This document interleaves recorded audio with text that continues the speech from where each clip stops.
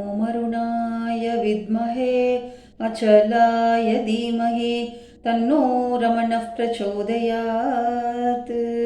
அருணாச்சல சிவ அருணாச்சல சிவ அருணாச்சல சிவ அருணாச்சல அருணாச்சல சிவ அருணாச்சல சிவ அருணாச்சல சிவ அருணாச்சல அருணாச்சலா. பகவானோட அக்ஷர மணமாலை என்கின்ற அந்த நூலிலிருந்து இப்பிறப்பு என் பயன் என்கின்ற இந்த கருத்துக்களை நம்ம ஒவ்வொன்றா பார்த்துட்ருக்கோம். பகவான் துப்பறிவில்லா இப்பிறப்பு என் பயன் ஒப்பிடவாயேன் அருணாச்சலா. துப்பறிவு இல்லா ஆத்மவிச்சாரம் இல்லாத இந்த பிறவி எதற்கும் பயன் இல்லை அப்படின்னு சொல்றார். இப்போ இந்த துப்பறிவுங்கிறது இந்த ஆத்ம விசாரத்தை எப்படி பண்ணணும் அப்படிங்கிற ஒரு கான்செப்ட் உபதேச சாரம்ல ரொம்ப அழகா எழுதியிருக்கார். ஞான யோகம்ல அந்த நூல் கர்மயோகம், பக்தி யோகம், ராஜயோகம், ஞான யோகம் என்கின்ற அந்த 4 யோகங்கள் உடையது தான் இந்த உபதேச சாரம். கிரமமாக கொடுத்துருக்கார். அதில் ஞான யோகம்ல ஆத்ம விசாரம் எப்படி பண்ணணும் அப்படிங்கிற அந்த ஸ்லோகத்தில் விருத்தயஸ்துவகம் விருத்திமாஸ்ரிதாக விருத்தயோ மனோ வித்யாகம் மனஹா. விருத்தயः து அகம் விருத்திம் ஆஸ்ரிதாக. விருத்தயः அப்படின்னு எண்ணங்கள், அகம் விருத்திம் ஆஸ்ரிதாக எல்லா எண்ணங்களுமே அகம் விருத்திம் நான் என்கின்ற அந்த எண்ணத்தை ஆசிரியித்து அப்படின்னா சார்ந்துதான் எல்லா எண்ணங்களுமே நம்ம மனசுல அப்படியே வந்துகிட்டே இருக்கு.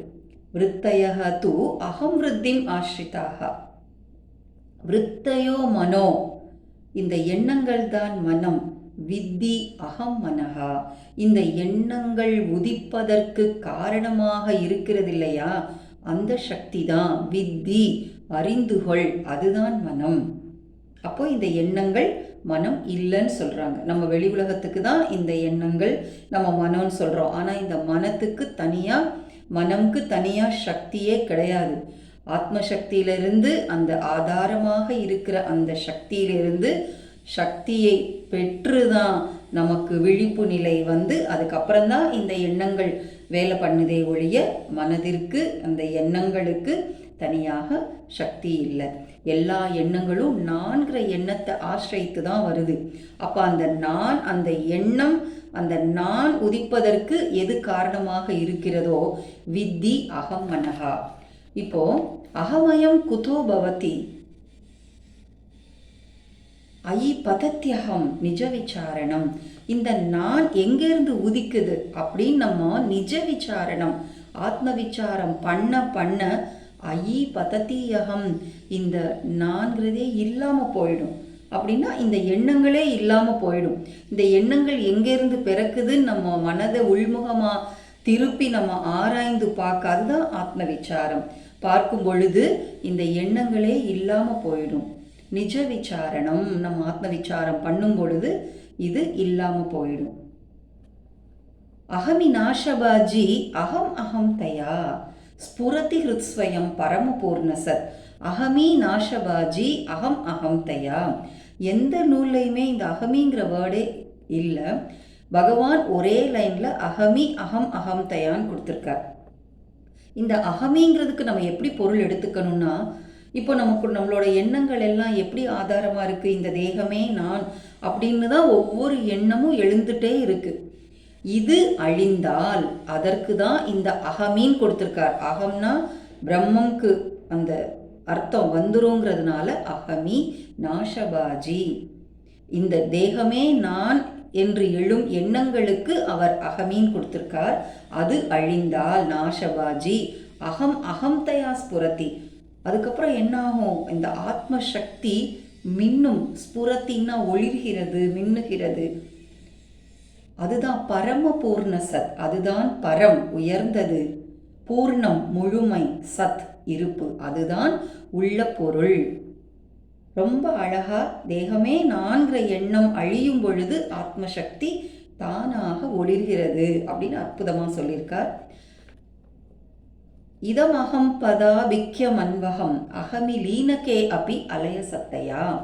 இந்த ஆத்ம சக்தியை நம்ம டெய்லி உணர்றோம்னு சொல்றார். இதம் அகம் பதம், இந்த நான் என்கின்ற இந்த உணர்வை, பதத்தை, ஆபிக்யம் அன்வகம் உணர்றோம். ஆபிக்யம் அன்வகம் டெய்லி அதை உணர்றோம். அகமி லீனகே அப்பி, தேகமே நான் என்று எழுகின்ற அந்த எண்ணங்கள் லயம் அடைந்தாலும் கூட அலய சத்தையா, சத் இந்த இருப்பு, ஏன்னா இதுதான் அனைத்திற்குமே ஆதாரம். இது அலய சத்தையா, இது லயம் அடையவில்லை. அப்படி லயம் அடையாம எப்பொழுதுமே அந்த இருப்பு இருக்கிறதுனால தான் நம்ம தூங்கி எழுந்தவுடன் நான் சுகமா தூங்கினேன் அப்படின்னு சொல்றோம். ஏன்னா இந்த உடம்பு இல்லை, எண்ணம் இல்லை, பிடிச்ச உணவு இல்லை, ஆடை ஆபரணங்கள் இல்லை, ஆனாலும் அந்த சுகம் என்கின்ற வார்த்தையை எப்படி நம்ம யூஸ் பண்றோம்?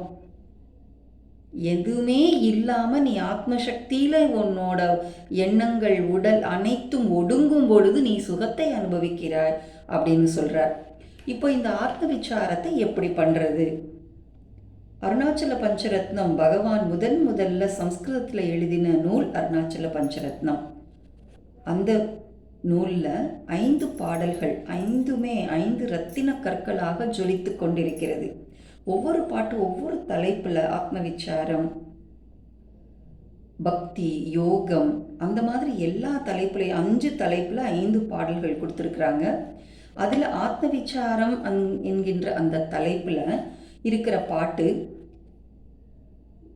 தமிழில் இருக்கிற ஒரு பாட்டை நம்ம எடுத்துக்கலாம். முதல்ல சம்ஸ்கிருதத்தில் பகவான் எழுதி அதுக்கப்புறம் அதை தமிழில் மொழிபெயர்த்திருக்கார். நம்ம ஃபஸ்ட்டு சம்ஸ்கிருதத்தில் உள்ள பாடலை பார்க்கலாம், தமிழில் உள்ள பாடலை பார்க்கலாம். அகமுகமாரந்த அமல மதி தன்னால் அகமிதுதான் எங்கெழுமென்றாய்ந்தே அகவுருவை நன்கறிந்து முன்னீர் நதி போலும் ஓயுமே உன் கண்ணருணாச்சலனே ஊர். அகமுகம் ஆரந்த, ஆரந்தன எவன் ஒருவன், அகமுகப்படுத்தி, அகமுகம் ஆரந்த அமலமதி தன்னால், எப்படிப்பட்ட மனது, சுத்தமான மனதால் மனதை உள்முகப்படுத்துகிறானோ. அகம் இதுதான் எங்கு எழுமென்றாய்ந்தே, அகம் இதுதான் இங்கு தேகமே நான் என்று எழுகின்ற அந்த எண்ணங்கள் எங்கு எழும் என்று ஆய்ந்தே, எங்கே உதிக்குதுன்னு நம்ம ஆராய்ந்து பார்க்கும் பொழுது அவன் உணர்கிறான். எதை உணர்கிறான்? அகவுருவை நன்கறிந்து, அந்த ஆத்ம சக்தியை நன்கு அறிந்து, முன்னீர் நதி போலும் ஓயுமே, நாமரூபத்தோடு இருக்கிற அந்த நதி கடல்ல கலக்கும் பொழுது நாமரூபமற்று கடலோடு கலந்து விடுவது போல அவன் உன்கண் அருணாச்சலனே, உன்னிடத்தில் அவன் கலந்து விடுகிறான் அப்படின்னு ரொம்ப அற்புதமாக இந்த ஆத்ம விசாரம் எப்படி பண்ணணும், எப்படி மனதை அகமுகப்படுத்தி தேகமே நான் என்று அந்த எழுகின்ற எண்ணங்களை நம்ம எப்படி ஆராய்ந்து பார்த்தா நம்ம ஆத்மசக்தியை உணர்வோம் அப்படிங்கிற அந்த பொருள் ரொம்ப அழகாக இந்த ஆத்ம விசாரம் என்ற தலைப்பில் எழுதின பாடலில் பகவான் விளக்கி இருக்கிறார். இதோட தொடர்ச்சி அடுத்த ஒலிப்பதில் பார்க்கலாம். நன்றி.